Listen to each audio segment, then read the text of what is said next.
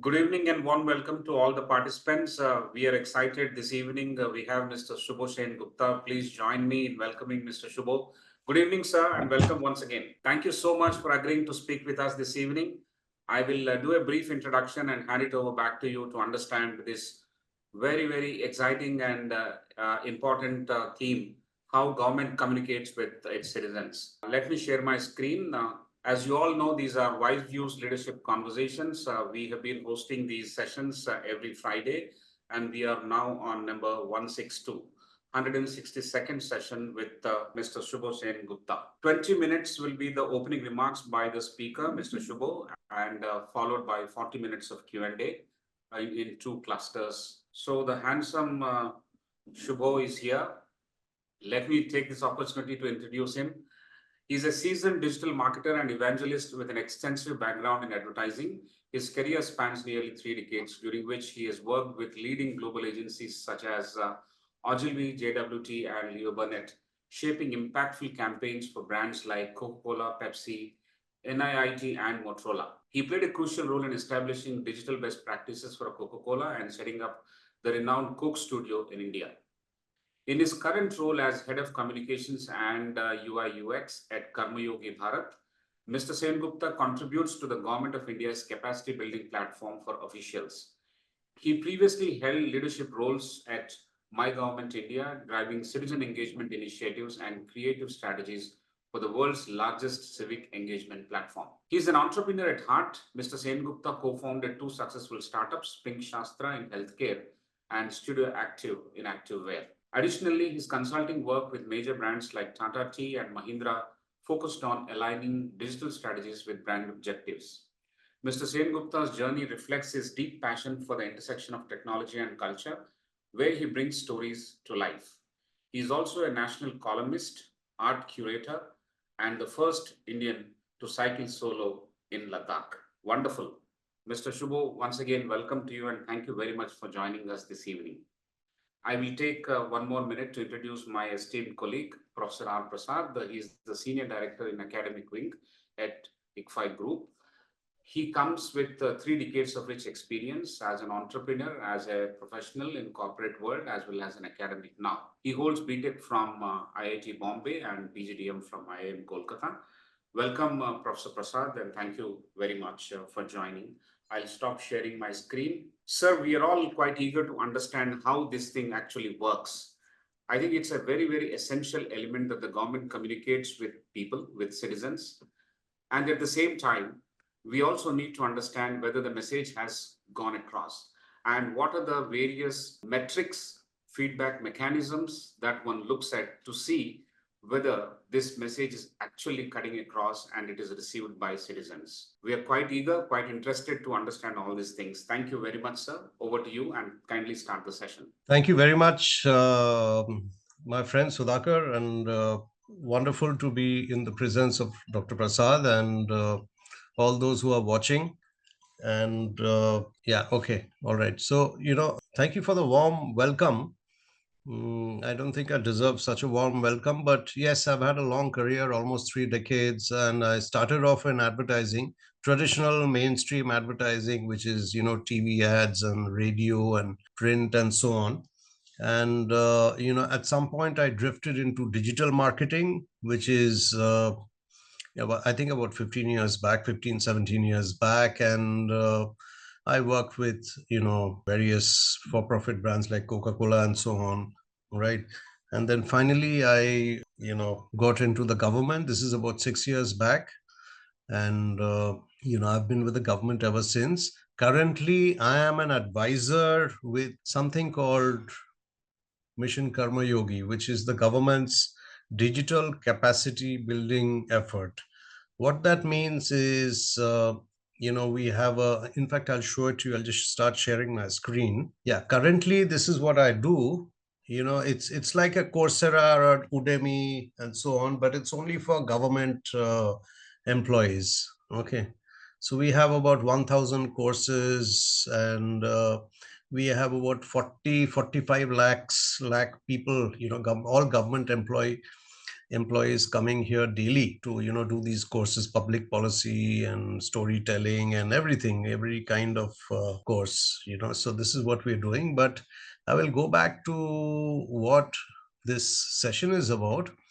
Now, this is, as you can see, this is, the logo says MyGov, and this is where I spent 5 years from 2018 to 2023, doing, MyGov is basically a citizen engagement portal, which means citizens meet and talk to the government and, discuss many things, as you can, if you can see, there is this get involved section, which is, there are the discussions that happens, there are polls, there are blogs, there are podcasts, there are quiz. These are all led by citizens. Let me make it clear. It is not an advertising agency. MyGov is not an ad agency. This is a citizen-led engagement program for the government. Okay. And you can see the statistics. There are almost 47 million Indians on this thing. There are, huge numbers, almost 16 lakh submissions in tasks. So there are, by tasks, I mean, say, for example, hackathons, tech hackathons, which solve social problems. It could be how do you stop flooding in a locality in Indore?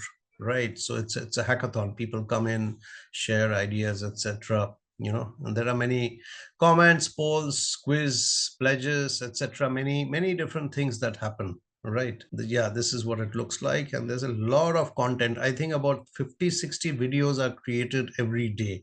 And the kind of social media presence that we had is larger than the top three Indian brands. You take Samsung and you take, whatever, Reliance or something, we have a bigger footprint simply because this is the entire government, all 80, 90 ministries, all states, etc., coming together.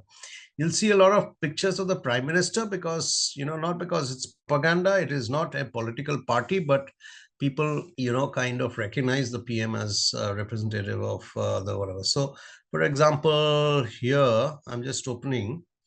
So there's this national youth policy. So people inviting suggestions for the national youth policy. This is a draft, right?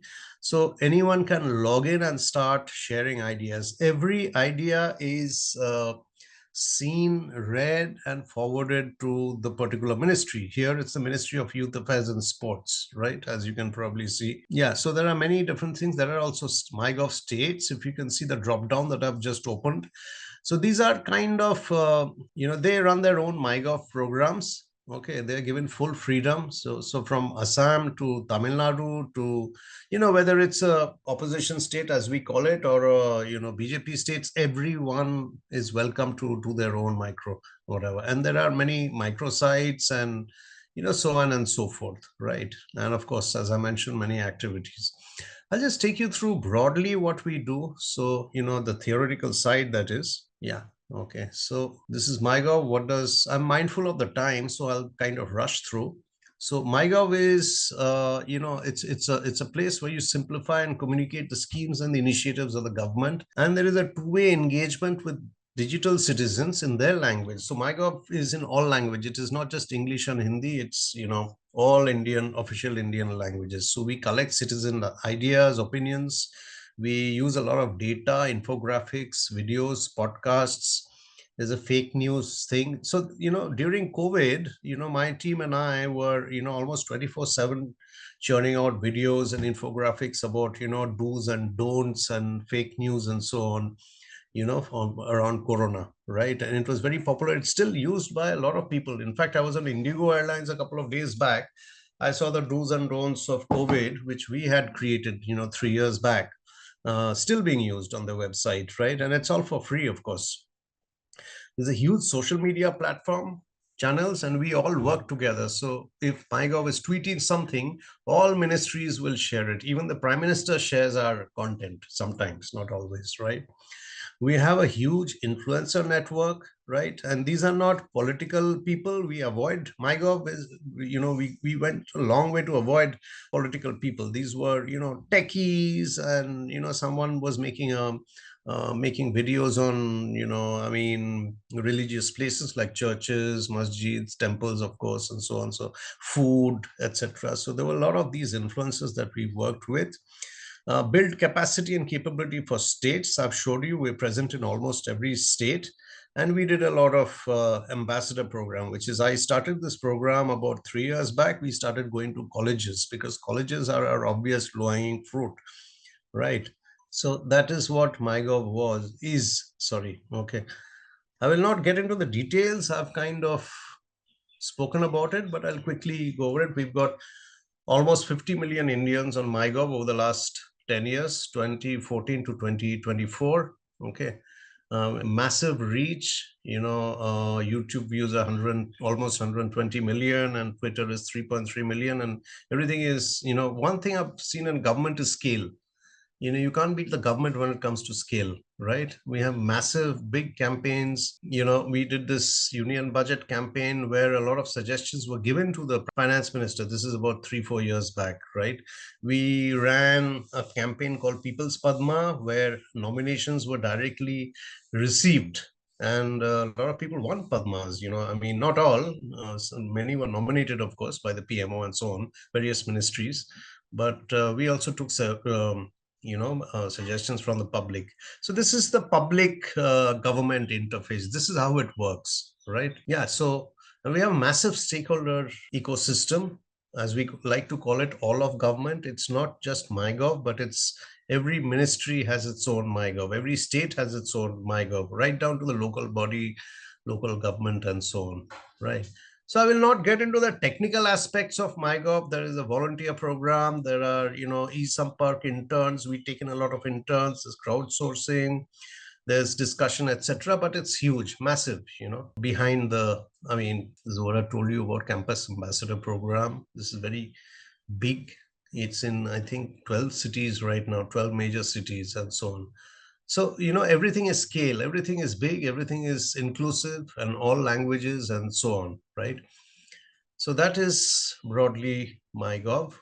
Okay, we have an app with lakhs of downloads. And MyGov also, did a lot of hosted a lot of citizen volunteer platforms like Self for Society. This was started during COVID. People could donate, many different things to, COVID victims, right?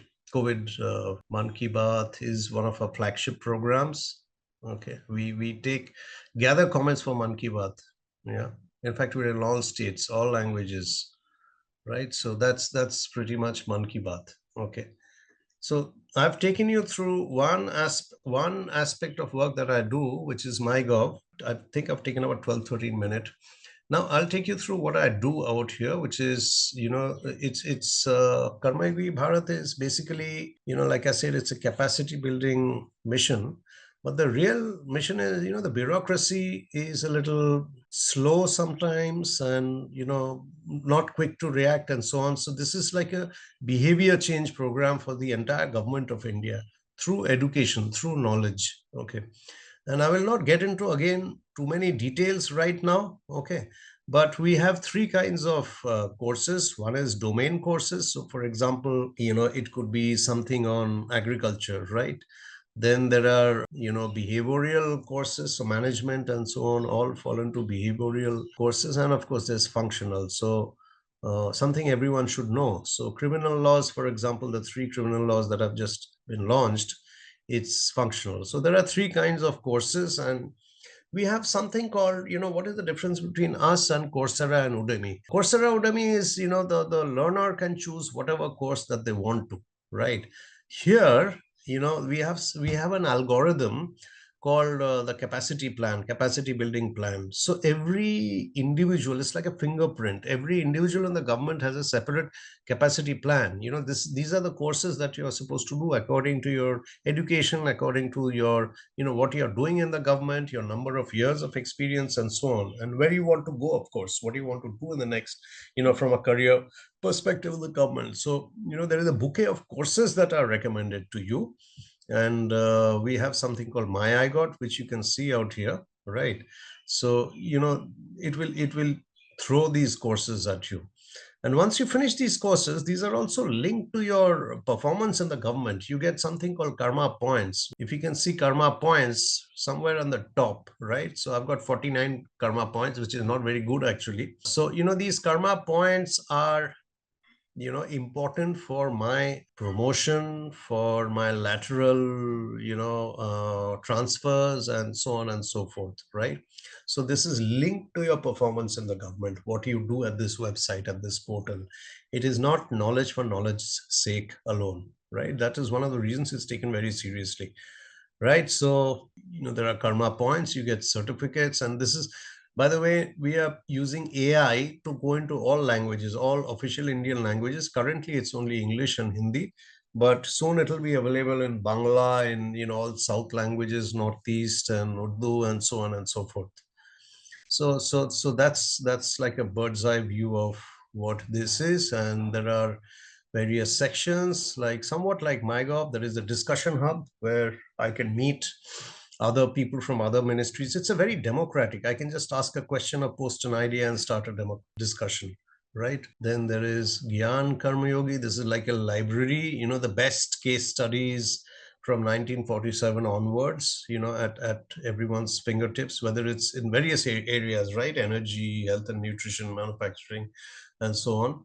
There's Jan Karma Yogi. These are the famous, the big schemes of the government. Again, information at your fingertips for people in the last mile, in these aspirational districts, as we call them, right? So Samidba scheme, Namami Gange, One Nation, One Ration Card, and Swachh Bharat Mission, and so on, right? I can network also. This is like a LinkedIn where I can connect with other, my peers, seniors, juniors in the government, right?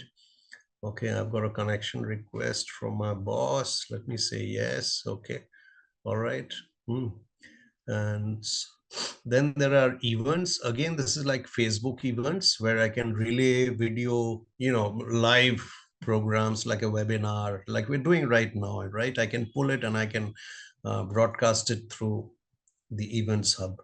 And I mean, for example, and we get a lot of important people in the events hub. For example, Land Pritchett, he's a professor of public policy. Then there's this agricultural expert from Niti Aayog, right? An Israeli guy who invented lithium ion batteries. So these were all, a lot of people from Harvard, Yale, etc. And Amarjit Sinha is a very famous IAS officer in policy. Everyone knows Sam Altman, of course. We also hosted Sam Altman on in this event hub, and so on and so forth, right? Nandan Nilekani is there, of course. He's our favorite poster boy of sorts. So that's what I've been doing for the last year, just over a year. And before that, I was at MyGov doing citizen engagement.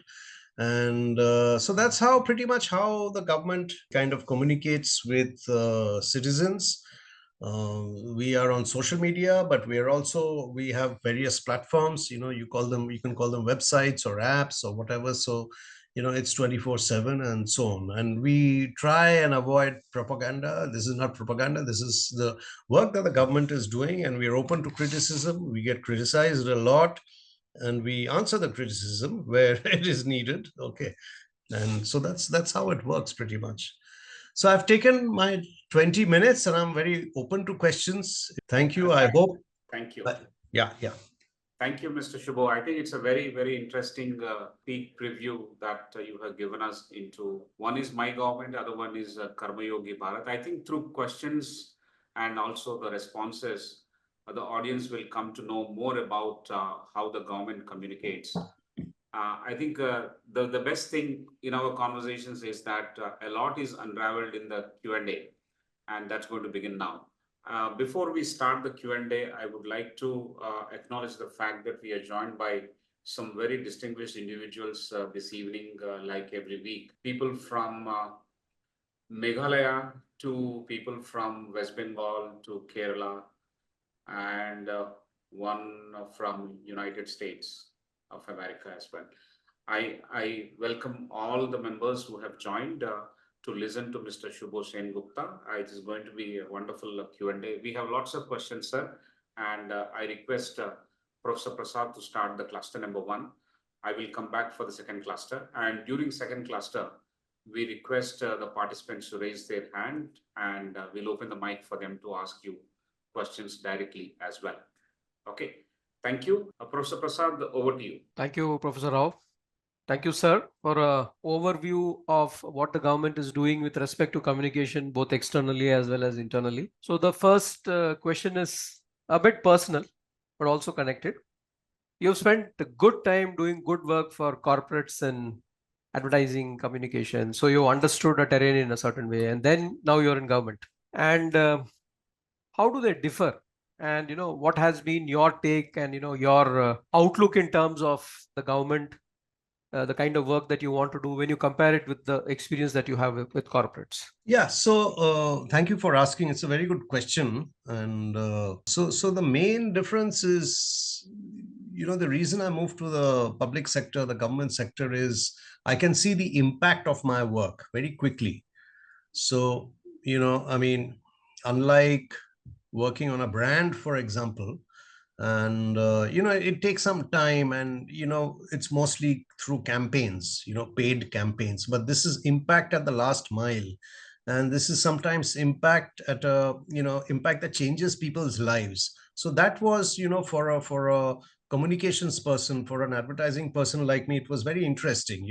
I've been selling soap and colas and laptops and everything all my life, but how do I change lives, as in play a small role in changing lives? How do I make people use during COVID, how do I get people to understand what is COVID and what are the precautions to take and so on? How do I get people to take some inoculation and so on? So promoting the schemes of the government, getting people to come up and say, okay, I'm eligible for the scheme. We had something called IGOV, which is, if you typed in your some details about yourself, it would tell what are the schemes, government schemes, you were eligible for, whether you're eligible for a loan to build a small house with some, a donation from the government, or whether you're eligible for certain jobs and so on. So, to cut a long story short, I could see the impact very quickly, and that was very interesting for someone like me. So that is one. And second is the scale, Dr. Prasad, the kind of scale that the government has.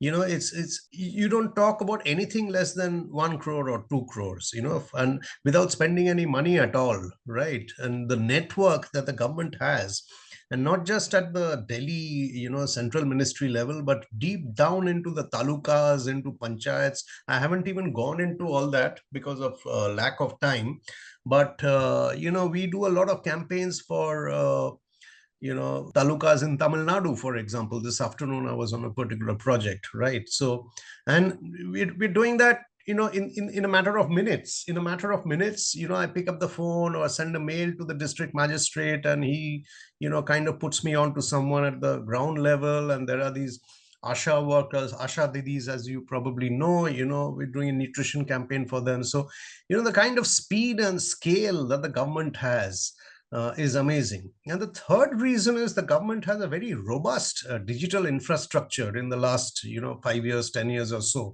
So, to use, and I'm a digital person, as I said, about 15 years, from I think 2007 onwards, I got into digital. So, it's a chance to see how digital really works, not just at a Facebook and Twitter level, but deep into, the last mile, villages and, talukas and panchayats of India. So these are the three reasons, I think. And the other thing I must say is, a lot of people ask me, you gave up a high paying job to get into government and all that. So, so I was one of the lateral entrants. So though I do not get paid as much as some of you, I guess, I do manage to make enough to pay the rent and a little more. So, I do get private sector salaries up to a point, not too much, but it's okay, it's comfortable. So these are the reasons I moved into the government. Wonderful. I think you've also given a lot of inputs for those who come from a corporate background, a lot of experience, a lot of expertise, who can also look at government. and see what sort of impact they can make. From there, I'll move to the next question. And this is, we have given some good figures to the websites about, what's actually taking place. Given the size of India, the scope is huge and we can keep making strides. Now, if we need to illustrate through two cases, the importance of how communication can really work, and where in one case where it was not so effective, in order to understand this terrain and the complexity of it. I'm sure there will be campaigns which have worked well, and maybe there are some campaigns which have not, or some activities which have not so worked well. Can you give us on both those, so that we get an idea of how this thing moves forward? Yeah, can you ask the question again, please? What are the two examples you want? I'm trying to look at two cases where, because you've got the central government, you've got ministries, you've got schemes, you've got initiatives, and you've got all those different things which you have shown in the homepage, and some things work very well. I mean, you got such a lot of response, such a lot of outcomes that you have, and some things don't to that extent. So can you take one case from each side, so that we get a flavor of, and in the second one, perhaps you'll also, being an expert, you'll also be able to tell us, perhaps, that this is what it did not work, or, this is how it could have been worked. So can you take two cases for that? Yeah, okay. So I think our biggest success was what we did during COVID, during the corona, outbreak. So it was crazy, and it wasn't just wasn't just doing a lot of infographics and videos. There was, for example, there was the Arogya Setu app, if you remember. All of us kind of downloaded on our mobile phones and so on. So it was promoting the Arogya Setu app. Initially there was a huge spike, a lot of downloads, but it kind of plateaued out, after I think about 20-30 million or so. And obviously we wanted every Indian with a mobile smartphone to download the app. So it was a bit of a struggle. We used a lot of celebrities like Mr. Amitabh Bachchan, Shah Rukh Khan, we used every celebrity. We kind of got into languages. We used every language to communicate. And here I must say, we did a lot of volunteer, effort. There were volunteers from every corner of the country who had not met physically in person. They kind of helped us translate. And this is pre-AI, right? There was no AI in those days. I'm talking about 2020, 2021, 2022, around that period. So there was a lot of translation sometimes happening in the middle of the night. I would get something in English from the Ministry of Health at say 3 in the morning. By 4 o'clock, there was someone in Gujarat who collaborated with someone in Assam and, did a translation, right? So that was really heartwarming to see all of India coming together. And I'm playing a small role in, getting everything together. So the COVID, and of course there was CoWin also, the CoWin app, where, you kind of figured out all these tech interventions, and I was part of the team, happened very fast. The COVID, the Arogya Setu app, a lot of people don't know, was built in 3 days flat. 3 days, that is 72 hours. And it was not done by the government. It was done by various experts, at private companies like Make My Trip, like Zomato, and so on. So everyone came together again. Everything happened digitally, virtually. Everyone came together and built that app, okay, and launched it in 3 days, right? And the same with COVID. It took a little longer because you needed a lot of data, about hospitals and nearest vaccination centers. So, putting these things together and, promoting them and so on, this gave me a lot of satisfaction and gave our teams a lot of satisfaction. They were, I think, very much needed at that time. And I will not get into whether it was success or failures, but I'll say it was needed. And, my team and, my seniors and, everyone kind of came together. So that is something I will remember all my life, right? What could we have done better? I think we should definitely have gotten into regional languages much earlier, because we started in 2014, remember? So I think we stuck with Hindi and English for far too long. It's only recently that we are, the last 3, 4, 5 years that we get into regional languages.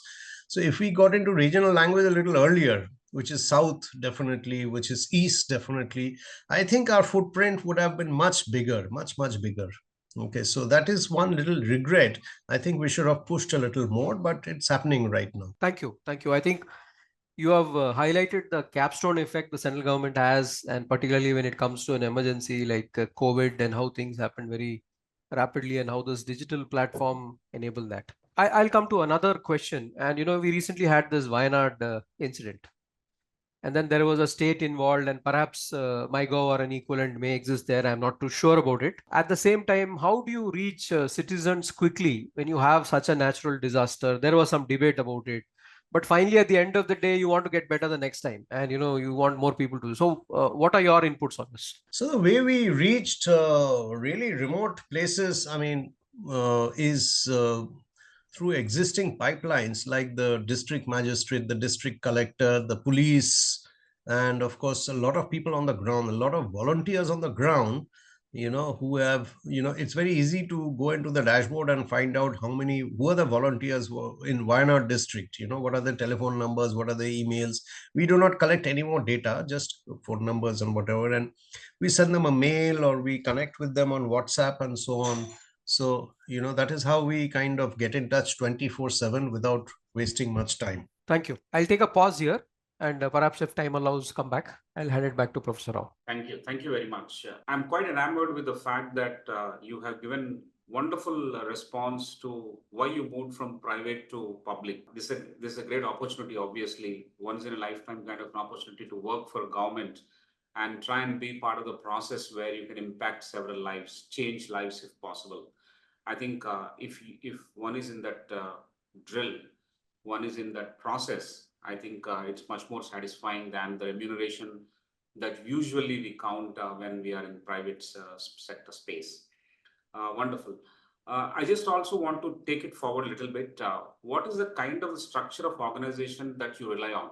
In the sense that my government works for various governments as well, not just the government that is at the central government level, which is in power, but my government is basically multifaceted, multi-government, multi-state network. So what is the kind of structure of the organization that you have, which acts as a sieve to collect the information and be live wire, as you said just now, 24/7? And does this structure also work in places where the central government, I mean, the ruling party at central government is not in power in various state governments? So how is the structure different, or is it uniform? Yeah, so two quick things. The first part of what you said, after 6 years in the government, I've figured out, to do interesting impact work, you don't. I'll come to your main question in a little bit, but one thing I want to say especially for listeners, if you want to do interesting impact work, it's not that you have to be in the government. You can be in the private sector, and volunteer with, NGOs or, something in the social sector, development sector. Even your company's CSR, efforts, you can kind of team up and do something for a slum near your office or something, that's also possible, right? And the kind of sharp thinking or enthusiasm or whatever you call it that the private sector brings to the table is what the government sometimes does not have, right? So, it's not that you can do good impact work only being in the government. You can do it from anywhere, right? So that's one. Second, that you ask is how do we work, from the central government and states, etc. So initially, I think we were a little, I think there were some challenges initially because we felt we're the central government, we work in the IT ministry, we sit in the IT ministry physically, right? But we found out that a lot of, stakeholders, whether they were from the ruling party or from the oppositions, everyone wanted to communicate with the citizens.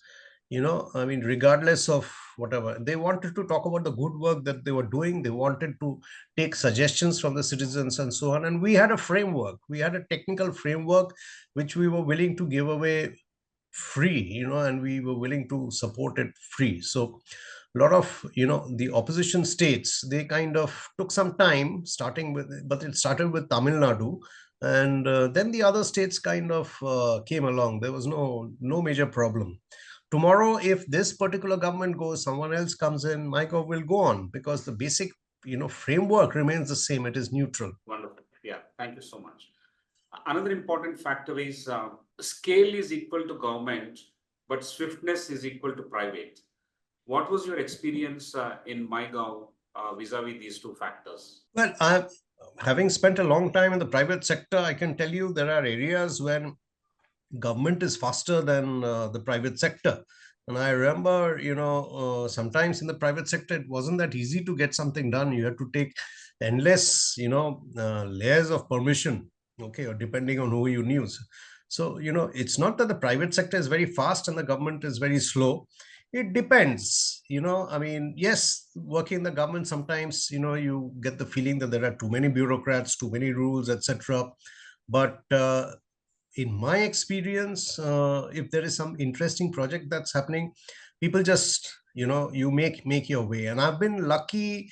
I'm not stamped as a government employee. I'm stamped as a advisor. So people, at least some people, take advisors seriously. And I guess my gray hair also helps, with ministers and IS cadre who I usually work with. Okay, so they take me a little more seriously. I think if I were 20 years, 30 years younger and wore a t-shirt and jeans, things would have been different. But I do exploit my white hair. Excellent. That brings us to another important related question is that which division actually monitors your work? You sit in IT ministry, as you said some time back, but who is that person who is monitoring and telling you with a phone call saying that this communication is not actually good enough? We need to change it. We need to make it more impactful. We need to change the graphics. We need to change the language. Like that, is there anyone who does it from any ministry or any division in the government? In one word, the answer is no. I mean, if you're talking about MyGov, there's nobody we reported to actually.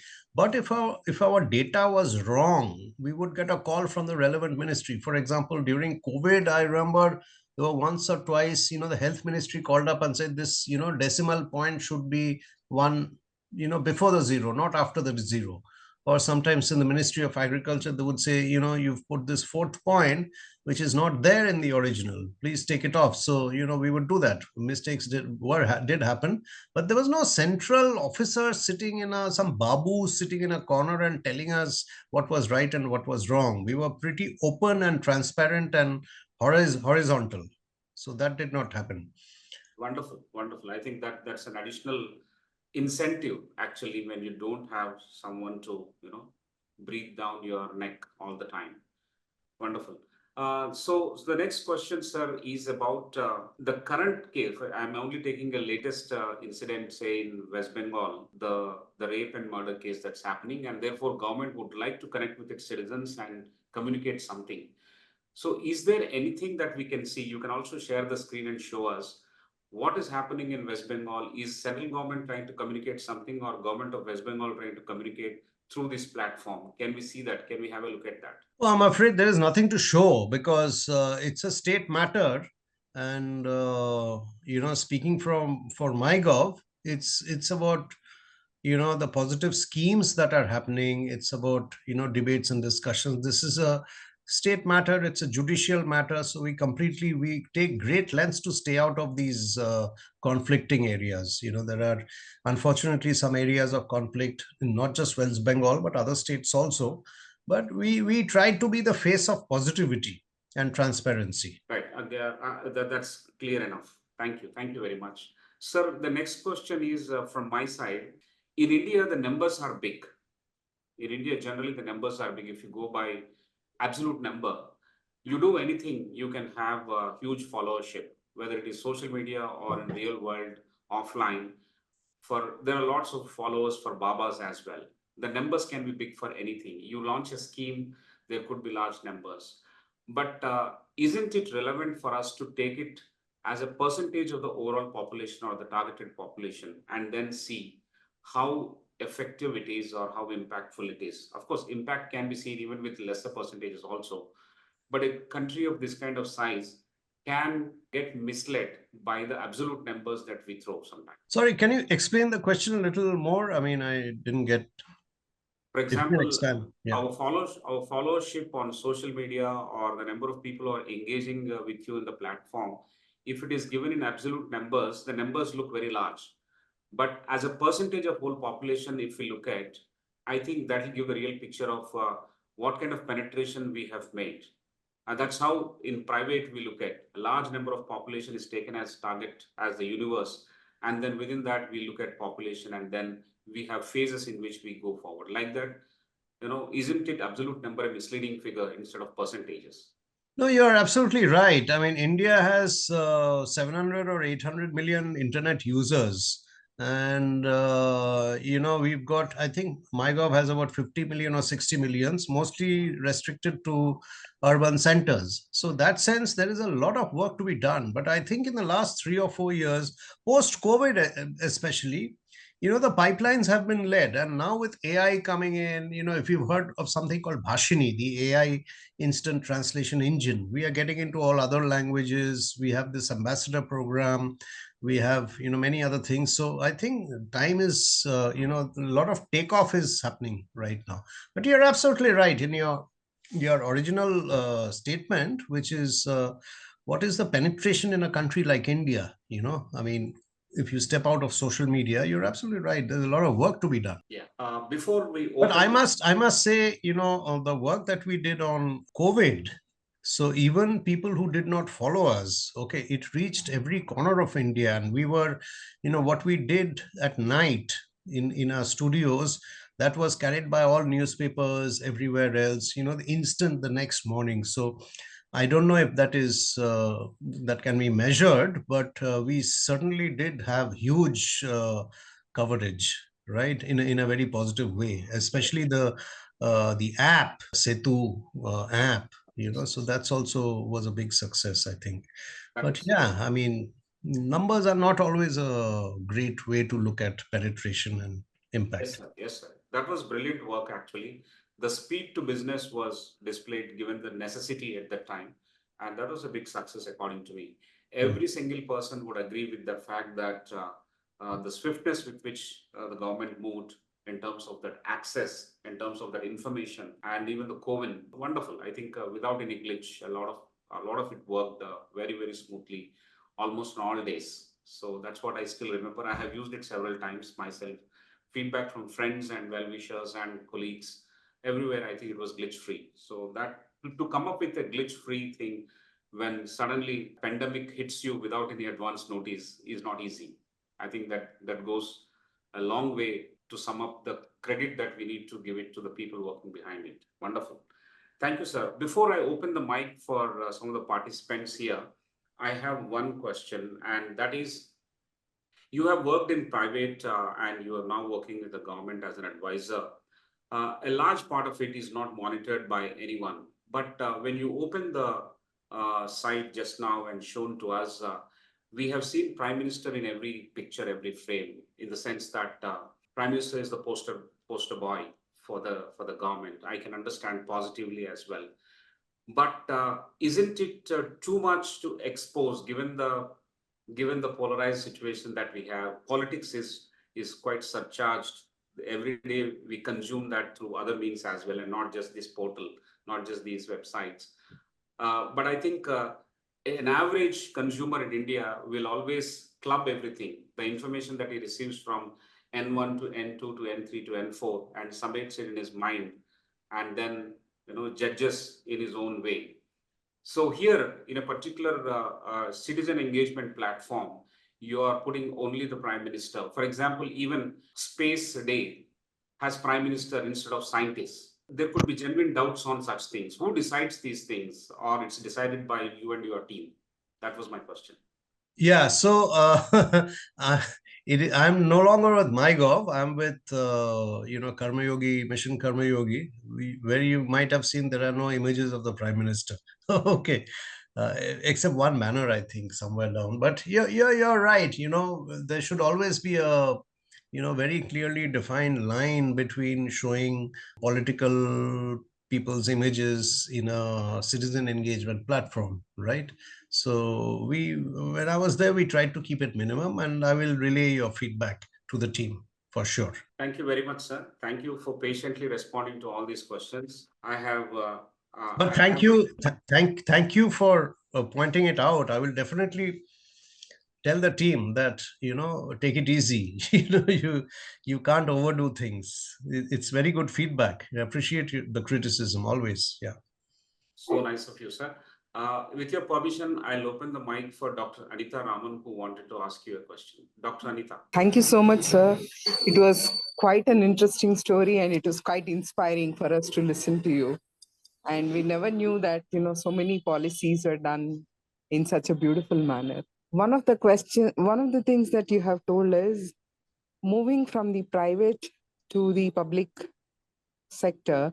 You said that impact and scalability is what matters, right?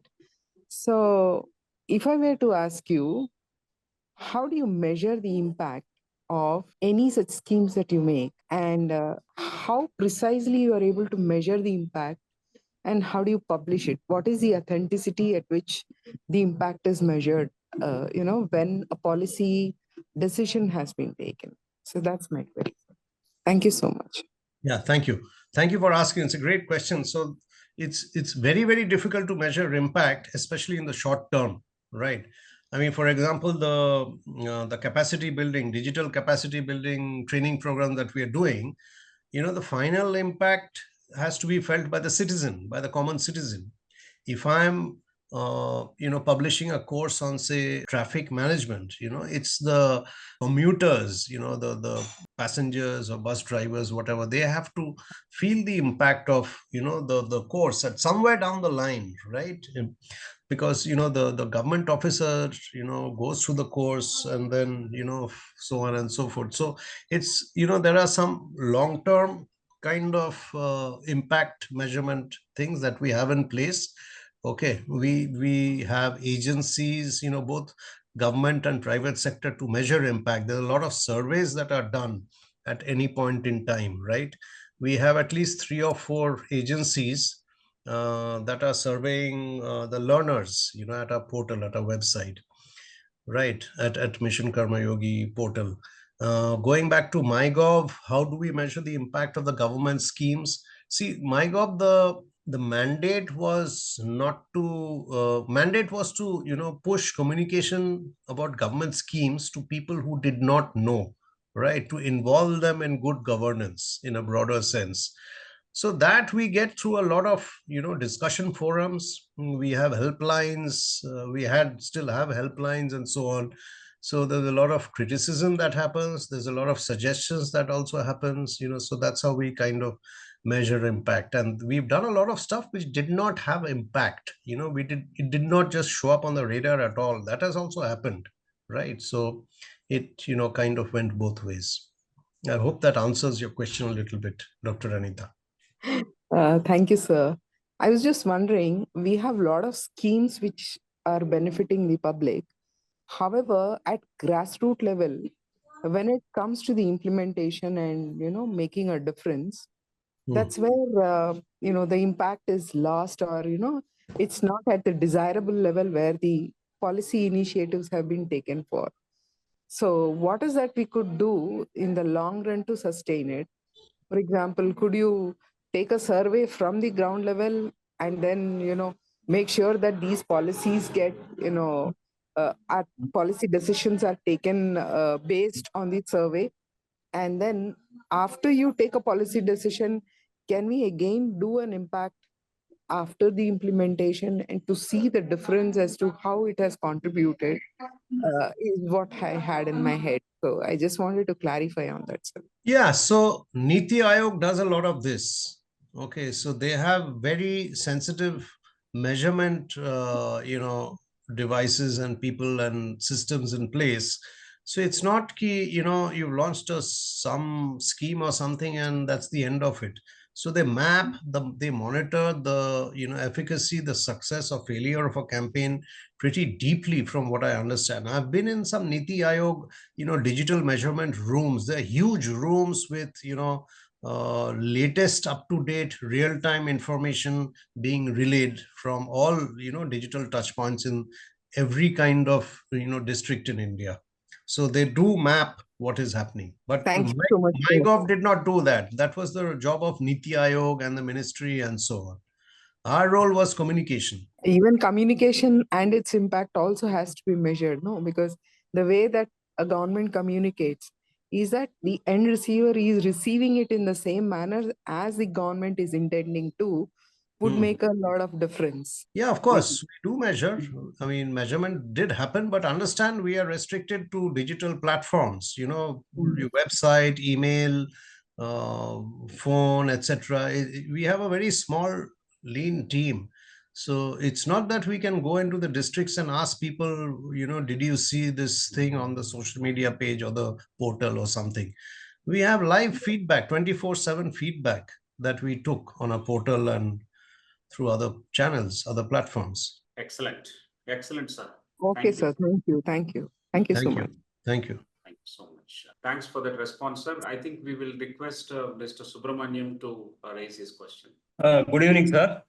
Good evening. Good evening, sir. Yeah. Subramaniam, last 40 years I have been following politics, more particularly Indian politics, a lot of interest in that to read. Now I understand, of course, I heard about MyGov, but I never thought that it is so elaborate, so much in depth. Only from your talk, I was able to understand that. So one area which I understand, of course, even after liberalization and globalization more than 30 years back, one area which I feel in India we are lacking is enforceability of the contracts. Any contract, if you sign, you are not able to enforce it because of the judiciary, delays in judiciary. So is there anything, that is one area where there are no changes absolutely in the last 30 years. In finance, transport, there are massive amount of changes are there in India, last 30 years, 35 years. Whereas only in the field of judiciary, there are absolutely no changes. It is standstill, the way cases are adjudicated, etc., etc. So, and there are cases are not decreasing. It is actually increasing the number of cases.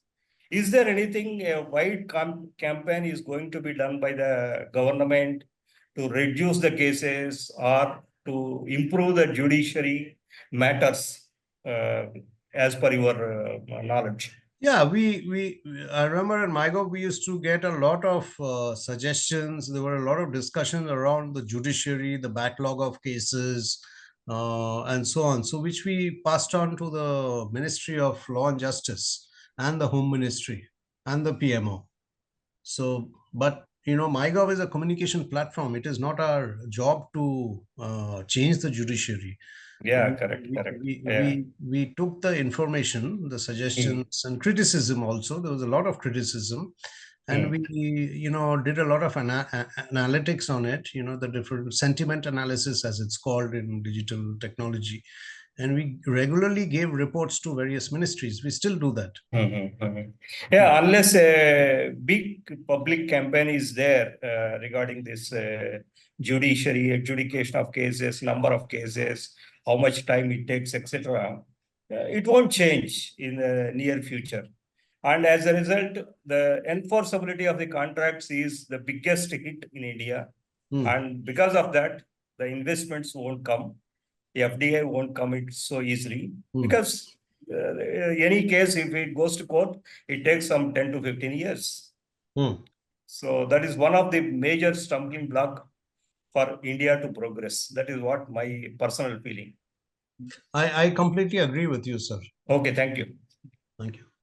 Excellent. Thank you very much, sir, for that response. I'll request now Professor Prasad if he has any question to ask. Before that, I have one small question, sir. As is the norm, all of us, when we are working on our various assignments and projects and companies, we kind of look at what's happening in the neighborhood. So the way Indian government is trying to communicate with its citizens, what are the other ways that we have or you have looked at in other countries, how governments communicate? Are there any lessons for us to learn, one or two, and probably add it to ours so that we become a robust communicator and it will help and also the impact will go up? Yeah, thank you for asking the question. You know, in fact, MyGov also, you know, kind of borrowed a lot of technology principles, etc., from two governments One was Singapore and the other one was UK. So they have a robust citizen government digital interface. And they started doing it in the 90s, actually, 1996, 97, something like that, or maybe even earlier. So they do a great job. But I must also tell you, a lot of countries have approached us, MyGov India, that is, to replicate the platform. And we have extended all help, whatever they need. Just like UPI is also going abroad. You've heard in Nepal, in Qatar, and a couple of other countries. We are very happy to, share citizen-facing technology with any country, especially the global South. India is known as, the digital leader in the global South, and MyGov is one of the success stories that people look at. Excellent, excellent. I think going forward, we set an example for various other countries and emerge as a good role model and a leader for the global South through all our such initiatives. Yeah, in fact, this capacity building program that I'm part of, Mission Karma Yogi, a lot of foreigners, overseas visitors come to our office to study how we work, and we tell them, just take it for free, put in your own content, your own language, your own content, but use our framework. There's no problem there. So maybe in a couple of years you will see Karma Yogi Bharat in African countries and other countries also. Okay, okay. So Karma Yogi Bharat is already in Indian languages, multiple Indian languages, right? It is in Hindi and English and a couple of other languages, but we are using AI and Bhashini to have everything in all Indian languages. So Okay. I think it will take about 6 months to a year, but you will see in multiple Indian languages. And the My Government thing is already in multiple languages, sir? It is already in all Indian languages, and Wow. they have a, both AI and also physical team. Before I left about, a year and a half back, I hired an entire department of, translators from every Indian language. So they are doing it real time also, because, these online translation tools are not so accurate. They're about 60-70% accurate. There is some human intervention also that is required. So MyGov now has people also. Right. Excellent, sir. Thank you. Yeah. I'll request Professor Prasad, he has got any question to ask. Yes, I think I'll connect some of the points you made. One was about the increased penetration to go towards, 700, 800. And I'll place a point which is, perhaps seen as one of the most important points. I think there was an India Today survey which came out yesterday, and that was on employability. And you've got the budget which has announced schemes to support apprenticeship. Now, a very different approach from what was used earlier. Also, you could gather from the questions and from some of our own points that, we hardly knew anything much about mygov.in. So there are so many stakeholders involved in this ecosystem. Now I'll come back to the employability apprenticeship question. Now, looking ahead, how do you plan in such a way that you get what the citizen wants? What the citizen wants in the sense, earlier when we've had these kind of skilling programs, and the Niti Aayog's kind of impact assessment said that placement hardly took place. People who were there in the middle gained a lot, but finally there were certificates, and the percentage of employability was not much. Now you're coming in with a new scheme, and perhaps it is, on the face of it, it looks much better because you're putting them in a real industry place. Now, how do you use MyGov and also, kind of educate the stakeholders who are involved? I mean, you've got the portal that you're currently, the kind of courses that you're on, but how do you engage more people at the grassroots level so that this 1 crore is actually utilized? Yeah, so I don't think MyGov is involved in this particular scheme that you're talking about, which is interns in the private sector. But I think MyGov is pretty well placed to do it because of our very deep penetration, especially in multiple languages. So if there is a, something like we have been thinking of this for a while, actually. If there is a employment exchange kind of place, powered by AI, of course, okay, machine learning AI, I think MyGov would be, well placed to execute it. But as for the policy decisions, I'm not aware at this point. I mean, what is the framework? What is the structure? Which job is for whom? That I'm not very aware of right now. But I'm saying technology wise, MyGov would be perfect. It has the platforms in place. For Excellent. example, the Self for Society website that I showed you, which was a volunteer website during COVID. So, people kind of, corporates, small corporates, SMEs, and also large corporates, they all had presences out there, pages or sections out there where local people could go and volunteer, engage with these corporates and volunteer. So, it's the same framework, local people connect with corporates on a, MyGov kind of platform. Excellent. I think you've also given some ideas, but I can see that the AICT is trying to do something where, they're putting some sort of what you said, an employment exchange, but, it's an online kind of a thing. Right. However, on the corporate side, on the industry side, I'm not too sure. Penetration into colleges, AICT, yes. But as far as the other side, which you have far more framework, I thought, it had far more potential to draw in far more people. So I was wondering if anything was happening.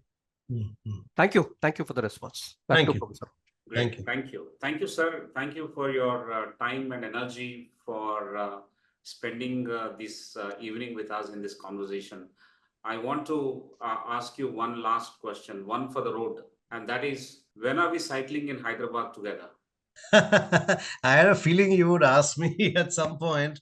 Anytime you call me over, I'll be very happy to come to Hyderabad and go for a long ride. Wonderful. So the ball is in my court. I'll do that. I'll pick it up and I'll send an invite, and probably you can visit our Hyderabad campus and talk to some students as well.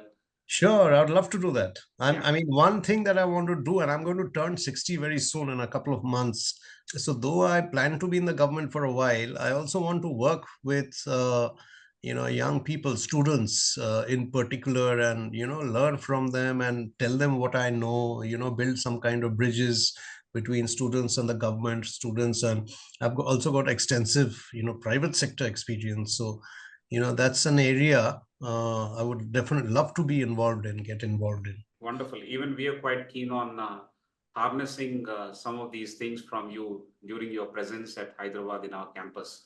We would love to connect with you, sir. Thank you. It's been a wonderful session. You have touched upon various aspects of government, public, at the same time, a little bit of political discussion.